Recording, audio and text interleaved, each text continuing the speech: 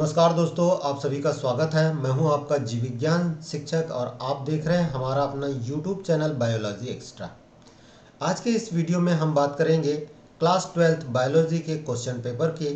और आज हमने लिया हुआ है यूनिट 4 का अध्याय 11, चैप्टर 11, जैव प्रौद्योगिकी के सिद्धांत एवं प्रक्रम, बायोटेक्नोलॉजी प्रिंसिपल एंड प्रोसेसेस। तो चलिए स्टार्ट करते हैं इसके ऑब्जेक्टिव प्रश्नों पर। उसके पहले हम देख लेते हैं स्मरणीय बिंदुओं को। स्मरणीय बिंदु क्या कहलाते हैं, तो हम उसको देखते हैं। सबसे पहला जो हमारा पॉइंट दिया है कि किसी भी जीव अथवा कोशिका की आनुवांशिक रूप से समान प्रतिकृति क्लोन कहलाती है। क्लोन क्या कहलाती है, तो हमको क्लोन देखना है। और क्लोन के लिए अपने को सबसे पहले समझना पड़ेगा कि वाकई में क्लोन होते क्या हैं। तो भाई आपको मालूम है कि आसेक्सुअल रिप्रोडक्शन के फलस्वरूप जो जीव बनते हैं वो अपने जनक से समान होते हैं। कैसे समान होते हैं? आकारिक की दृष्टि से और जेनेटिकली भी समान होते हैं, आनुवांशिक रूप से भी समान होते हैं। तब ऐसे जीवों को हम बोलते हैं क्लोन। ठीक है, ऐसे ही जीवों को क्या कहा जाता है? क्लोन कहा जाता है। तो यहाँ पर यही बात कही गई है कि जीव के आनुवांशिक रूप से समान प्रतिकृति क्लोन कहलाती है, या इसको हम रेमेड भी बोलते हैं। ठीक है, आगे चले।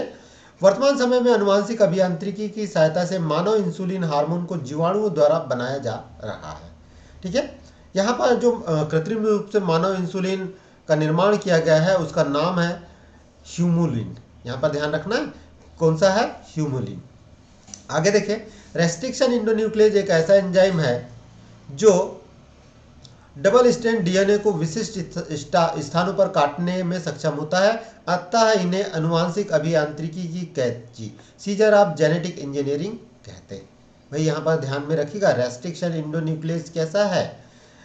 वो ऐसा है जो स्पेसिफिक रीजन पर काटने का कार्य करता है। किसको? डीएनए के डबल स्ट्रैंड को एक स्पेसिफिक रीजन पर काटने का कार्य करता है। चलिए आगे देखें कि बीटी कॉटन कपास की एक चमत्कारिक किस्म है जिसमें बैसिलस थुरिंजिएंसिस नामक जीवाणु का एक जीन स्थानांतरित किया गया। आगे देखिए, दो या दो से अधिक डीएनए खंडों को जोड़ने के लिए डीएनए लाइगेज नामक एंजाइम का उपयोग होता है। लाइगेज, देखिए रिकॉम्बिनेंट डीएनए टेक्नोलॉजी में बहुत सारे एंजाइम यूज होते हैं। तो उन एंजाइमों में से याद रखिएगा डीएनए लाइगेज भी है, जो डीएनए खंडों को, जो गैप होते हैं उनको जोड़ने का कार्य करता है। आगे देखिए, ऐसे डीएनए खंड जिसमें नाइट्रोजन क्षारकों के क्रम डीएनए श्रृंखला के दोनों छोरों से पढ़ने पर एक जैसा पढ़ा जाता है, एक जैसे पढ़ा जाता है, ऐसे डीएनए खंडों को पैलिंड्रोमिक डीएनए खंड कहते हैं। ठीक है, आगे देखें, रिकॉम्बिनेंट डीएनए को पोषक कोशिका में प्रविष्ट कराने हेतु एक विशेष उपकरण का उपयोग किया जाता है जिसे जीन गन कहते हैं। ठीक है, फिर याद रखिएगा, डॉली विश्व में कृत्रिम रूप से पैदा किया गया प्रथम स्तनधारी क्लोन है।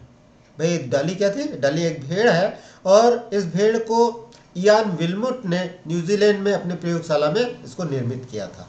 आगे देखें, मोनोक्लोनल एंटीबॉडीज का निर्माण हाइब्रिडोमा टेक्निक के द्वारा किया जाता है। ये अक्सर प्रश्न आता है, तो इसको थोड़ा सा ध्यान रखिएगा। वाहक और बाहरी जीन के मिलने से बने संयुक्त डीएनए को पुनर्योजित डीएनए या रिकॉम्बिनेंट डीएनए कहते हैं। इसे विषमांगी डीएनए भी कहा जाता है। भाई रिकॉम्बिनेंट डीएनए में सबसे महत्वपूर्ण बात क्या होती है? सबसे महत्वपूर्ण बात होती है कि एक टारगेटेड डीएनए को हमको प्राप्त करना होता है, कृत्रिम डीएनए को प्राप्त करना होता है जो फॉरेन डीएनए कहलाता है। और उस डीएनए को जब वेक्टर के डीएनए के साथ जुड़ जाता है तो एक नए प्रकार का डीएनए बनता है और इसी को हम क्या कहते हैं? रिकॉम्बिनेंट डीएनए कहते हैं। तो यहाँ पर ये बात ये हो गई। अब आगे चल के हम देखते हैं कि क्या और क्या किया जा सकता है इसमें।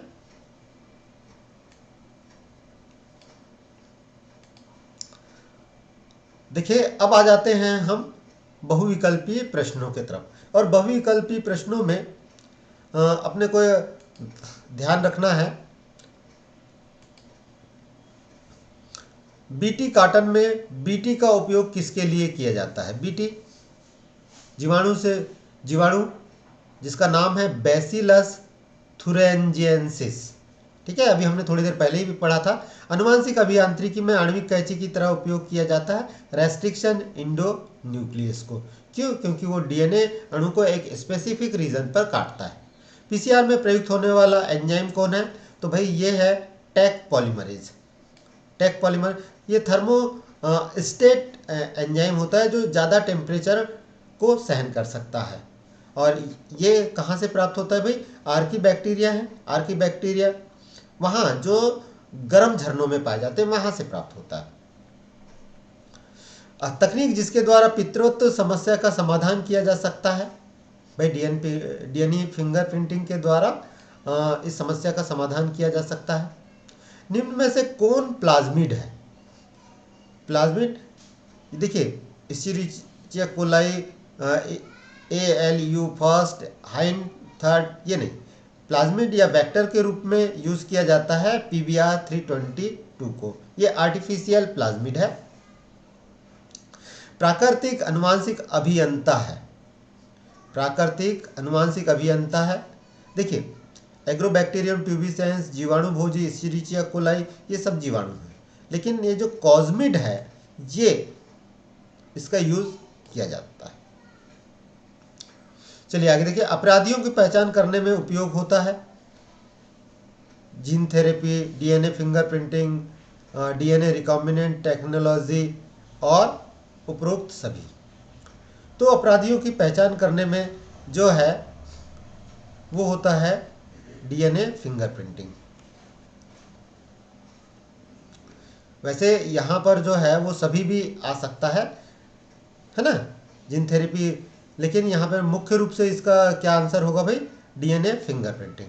आगे देखिए, एग्रोबैक्टीरियम ट्यूबिफेसियंस का डीएनए खंड सामान्य पौधों की कोशिकाओं में क्या रोग उत्पन्न करता है? तो ये यहाँ पर देखिए, यहाँ पर अर्बुद या कैंसर ये एक ही है।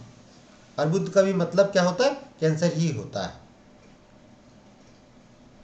आगे देखिए, अब बोल रहा है रिक्त स्थानों की पूर्ति कीजिए। रिक्त स्थानों की पूर्ति कीजिए में डीएनए में संचित सूचना के संचरण तथा फिर से प्रकट होने एवं लक्षणों के बनने को खालिस्तान कहते हैं। तो इसे हिंदी में भावाकृति या रेप्लिकेशन भी कहते हैं।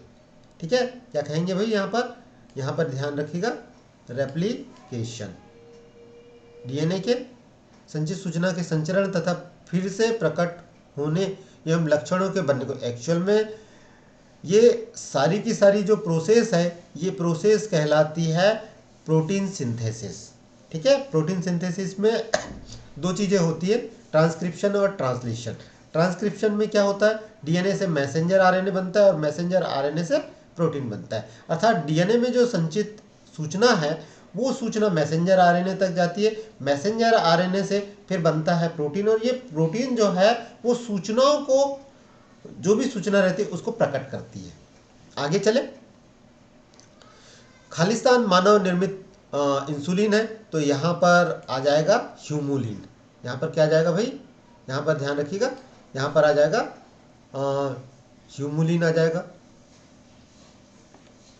इसको एक काम करते हैं, हम एडिट करके भी देखते हैं। एडिट टेक्स्ट में चले जाएंगे तो क्या होगा, यहाँ से समझने में आसान होगा। ह्यूमुलिन, ठीक है, क्या है भाई? ह्यूमुलिन। क्लोनिंग से खालिस्तान वाले जीन भी उत्पन्न हो जाते हैं, अनवांटेड कैरेक्टर्स वाले जीन उत्पन्न हो सकते हैं, अवांछित। तो मैं इसको हिंदी में इंग्लिश में ही लिखूंगा,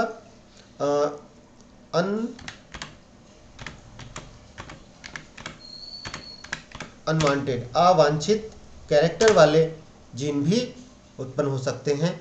वहाँ का खालिस्तान एवं खालिस्तान आसान होना चाहिए। ठीक है, क्या होना चाहिए भाई? शुद्धिकरण, भाई पृथक्करण और शुद्धिकरण। तो इसको इंग्लिश में क्या कहेंगे? Isolation and purification. भाई तभी तो हम इसका इस्तेमाल कर सकेंगे, प्यूरिफिकेशन। चलिए आगे देखते हैं। अनुवांशिक अभियांत्रिकी में ऐसे जीव भी उत्पादित किए जा सकते हैं जिनका क्या अलग हो? जीन अलग हो, जीनोटाइप अलग हो। तो हम यहाँ पर लिख देते हैं जीनोटाइप।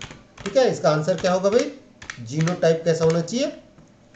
सर्वथा नया भी हो सकता है। खालिस्तान जीन वाहक का कार्य करते हैं। अब देखिए, जीन वाहक के रूप में नेचुरली कौन करता है भाई? जीन वाहक का कार्य क्रोमोसोम करता है नेचुरली। लेकिन हम यहाँ पर बात कर रहे हैं रिकॉम्बिनेंट डीएनए टेक्नोलॉजी की। अब रिकॉम्बिनेंट डीएनए टेक्नोलॉजी में बहुत सारे जो है वो वेक्टर्स होते हैं, वाहक होते हैं, जिनमें प्लाज्मिड है, कॉस्मिड है, फेज्मिड है। ठीक है, तो यहाँ पर आप प्लाज्मिड या कॉस्मिड भी लिख सकते हैं। तो मैं यहाँ पर किसका नाम लिख दे रहा हूँ? प्लाज्मिड का नाम लिख दे रहा हूँ। प्लाज्मिड, प्लाज्मिड हो सकता है। अब आप इसमें अलग अलग चीज़ें लिख सकते हैं। चलिए अब आगे देखें।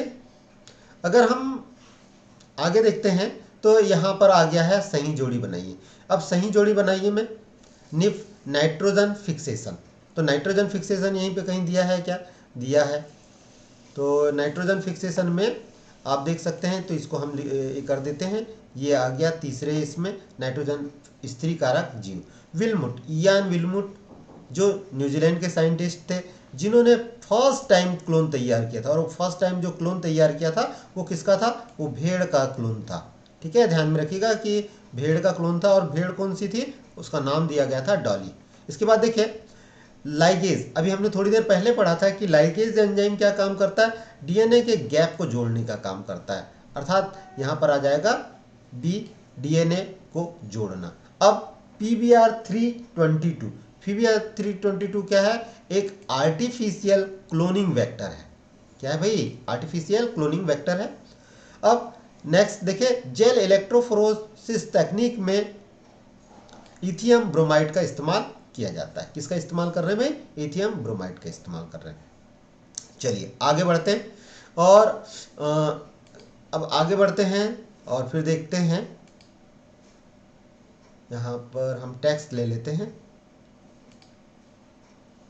ताकि हमें लिखने में ज़्यादा अच्छा हो। तो प्रश्न क्या है? पीसीआर का पूरा नाम लिखिए। देखिए पीसीआर, पीसीआर मतलब polymerase chain reaction, chain reaction. ठीक है, पॉलीमरेज चेन रिएक्शन, या इसे जो है पीपुल्स चॉइस रिएक्शन भी कहते हैं। क्या कहते हैं भाई? पीपुल चॉइस रिएक्शन के नाम से भी इसको जाना जाता है, या इसे मॉलिक्यूलर फोटोकॉपी भी कहते हैं। ध्यान रखिएगा, मॉलिक्यूलर फोटोकॉपी भी कहते हैं। दूसरा प्रश्न देखिए, वह चिकित्सा पद्धति जिसके द्वारा किसी जीव में गड़बड़ी वाले जीन को सही जीन द्वारा प्रतिस्थापित किया जाता है, क्या कहलाते?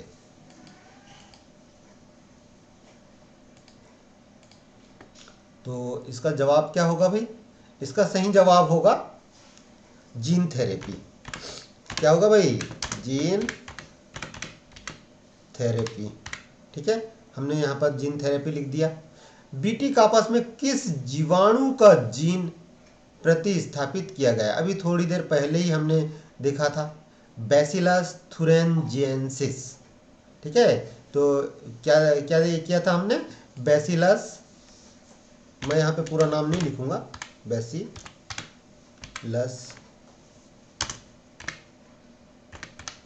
थुरेंजिएंसिस,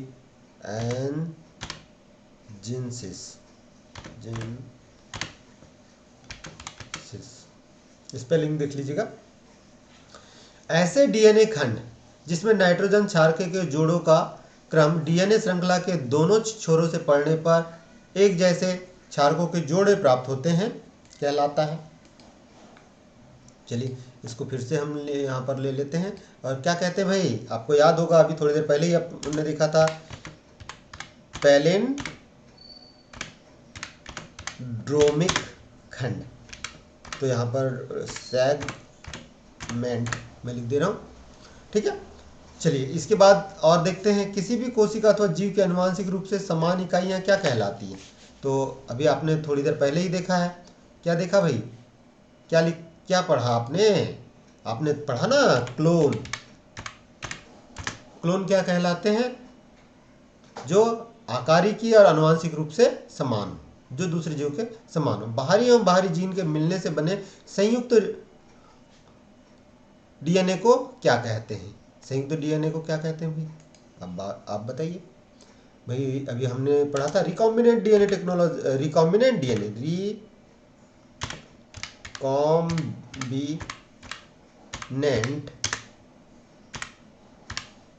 डीएनए, ठीक है, रिकॉम्बिनेंट डीएनए कहलाता है। तो दोस्तों इस प्रकार से आपने इस वीडियो के